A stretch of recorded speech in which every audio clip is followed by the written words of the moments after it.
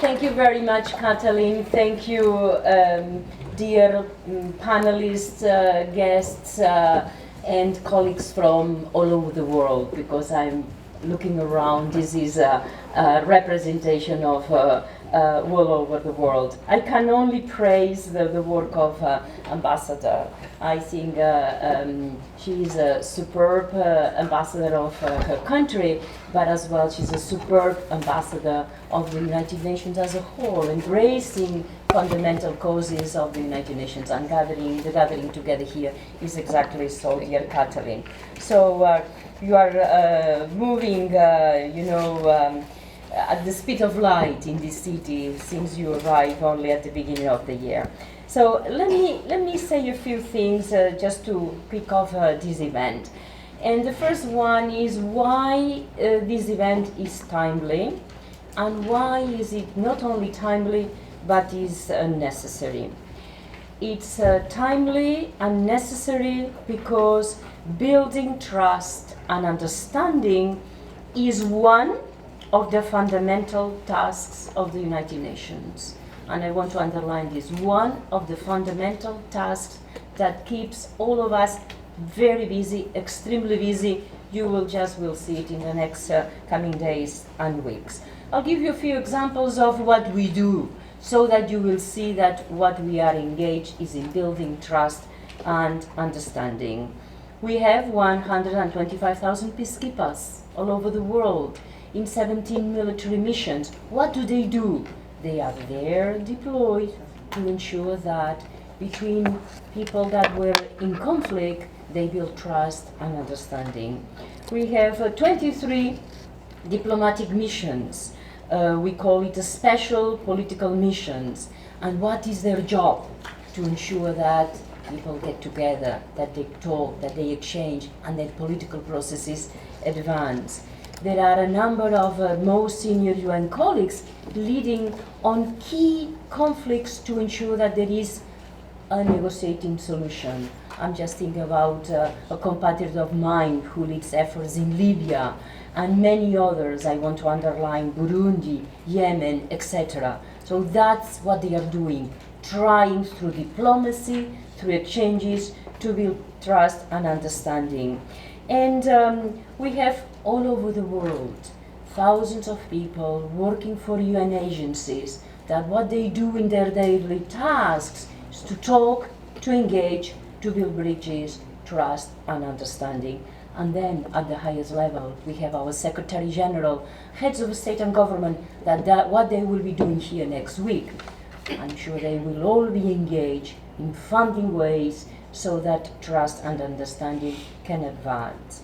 So this gathering is as well of a special importance because of the moment. We are at the 70th anniversary of the United Nations, and this gives us a chance to reflect on the past achievements, but as well and particularly on the lessons learned. What have we done positively? What we have not been able to achieve? For us, the aim of this reflection has to be to strengthen our commitment to do more, to do better, and to do in a more efficient manner, because we have to advance on peace, security, sustainable development, and human rights. So the timing is critical. And dialogue is needed more than ever, because parts of the world, throughout the world, are submerged in brutal conflicts, and governance is breaking down. And let me underline 3 Ds: distractions, despair, displacements. These are critical 3 Ds that are in some places attaining figures that we have not seen since the Second World War. I want to underline the 3rd one, displacements. 70 people are displaced currently from the places they were living due to wars and due to conflicts. And the most recent one, the ones that is, these days clear in the headlines all over the world, is Syria. The amount of displacements that is taking place and the amount of despair that is taking place. And let me say it very clear. The Syrian conflict is a shameful symbol of international divisions that prevent us from agreeing on fundamental solutions. And we ought, the United Nations ought, to act in order to protect the refugees and to ensure that they are treated with dignity and respect and compassion. So in this globalized world, we can close our eyes to those that are suffering, and there is a collective responsibility. Can I say something more? A collective responsibility that becomes a collective imperative. So how can we do it? Basic, fundamentally, we must face together these challenges and we must solve them together. There are no problems that can not be unraveled together, and very few that can be solved by us alone. So this is the right place, and that is what makes the United Nations indispensable. So the only place in the world with big, small, powerful and not so powerful countries have a place to speak and to be heard is this organization. That's why it's critical that the debate we are having is now taking place here. Let me say you a couple of examples of how things have been done and can be done in this positive mood in finding trust and understanding. And one critical at this moment, very timely, is the discussions about the Sustainable Development Agenda. In fact, it's the most ambitious agenda that the leaders will be adopting on Friday, and it's a vision for the people and for the planet to eliminate hunger, poverty, achieve gender equality, reduce inequalities, preserve the planet. So those are fabulous things that they are attainable. And this is an agenda that, because there was the right dialogue conducted in the proper manner, with time and with ups and downs, we managed to agree all 193 countries. Interesting, everybody, different geographies, different backgrounds, different situations, here they agreed the agenda. Most interesting is that in those discussions, you know who was brought on board? NGOs, all sorts of different NGOs. And on Friday, when the heads of the state and government will adopt this agenda, you know who is going to be amongst us? A key representative, one of the most influential NGOs organizations in the world, talking as well on how this agenda has to be implemented. So we think this is a great example of dialogue, a dialogue that builds trust, a dialogue that builds understanding, therefore the conditions for action. So we think that we are in the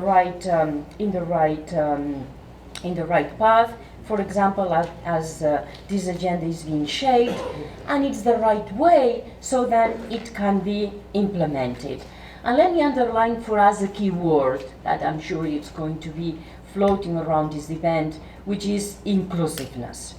Inclusiveness is the word that was used to gather all the member states to agree on the agenda from 2015-2030. And it has to be the one that has to be to implementation. Again, trust so that we can agree, so that we can implement. And